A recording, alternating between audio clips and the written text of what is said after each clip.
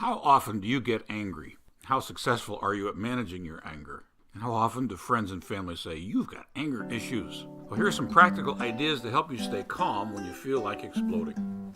Tip number 1 is to get motivated by filling in the anger pie. In other words, make a list of all the ways anger will affect you if you don't get a grip on it. So how might uncontrolled anger affect your health? Headaches, insomnia, grinding teeth? How about fees? Counselors, lawyers, court costs, missed work because you're in juvie? How about friendships? Do your friends really want to hang out with someone who's angry all the time? Or how about how you look? Did you know that tight facial muscles make wrinkles? I'm sure you've seen adults who look like they're in a perpetual scowl. That's because they've been angry frowning for a long time. How about school problems? If your anger doesn't get you detention or kicked out for a few days, it'll at least make it hard for teachers to like you. How about injuries? Hitting a wall doesn't work so well if you hit a stud. Kicking something doesn't work so well if you break a toe. How about troubles with family? It's one thing to be mad at your brother or sister, but do you really want your dear old grandma to think you're a hothead? Then there are other ways that affect anger that we haven't thought of yet. So filling in the anger pie reminds you it's to your benefit to control your anger, so get serious about staying chill. Tip number 2 is to get curious by trying to figure out why it is you get so angry. Is it to get revenge? Scare other people? Get your way? Impress others? Balance the score? Give you an adrenaline rush? Numb your pain from other emotional hurts? Blow off steam? Control people? Or hurt others before they hurt you? Whatever it is that fuels your anger, find better ways to get what you want without resorting to anger.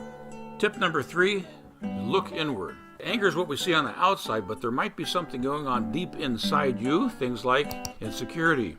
I'm not so sure I'm an okay person, so I'll get loud and angry to hide my inner incompetence and shame. How about vulnerability? I'm at risk in this world, so I better put up a shield of anger for protection. How about resentment? I'm so hurt by what that person did, I'll never forgive them. How about fear, worry, or anxiety? I'm afraid I'm going to get hurt, so I better hurt them before they hurt me. Or a sense of entitlement.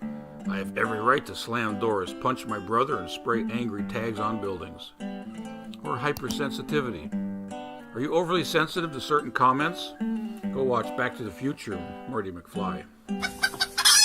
Step number 4 is to get creative by using some mental tricks to stay calm when someone or something pushes your buttons. For example, you can pretend to be an orange with a thick rind. That rind protects you from outside hurts. It also helps you keep the good juice in. In other words, that orange peel stops you from leaking your anger all over the place. A thick skin both protects and restrains. Pretend you're at the beach, standing up to your chest in the water. When you face the ocean waves, they knock you over. But when you turn sideways, the waves just wash right by. When life comes crashing in like ocean waves, and your mind just turns sideways, let the irritations just wash right by. Pretend you're a giant frying pan covered with Teflon. Let all provocations, irritations, and insults just slide right off like scrambled eggs. Or pretend you're a duck, let those same provocations roll off like water. Or pretend you're an old wind-up clock and a storm is raging outside. If the power goes out, it won't affect you one tiny bit. So when life gives you storms, remember to pretend you're a wind-up clock who doesn't care if there are power outages. Pretend you're a pile of wet, hard-to-light, damp kindling. When someone flames you, let it fizzle out. But if you're easy to ignite dry tinder, you're likely to catch on fire. This is where the phrase, "you make my blood boil," comes from. Or pretend you're a chunk of wood or china teacup that is unaffected by the pull of a magnet. Stop being that metal nail unable to resist the pull into another's magnetic field.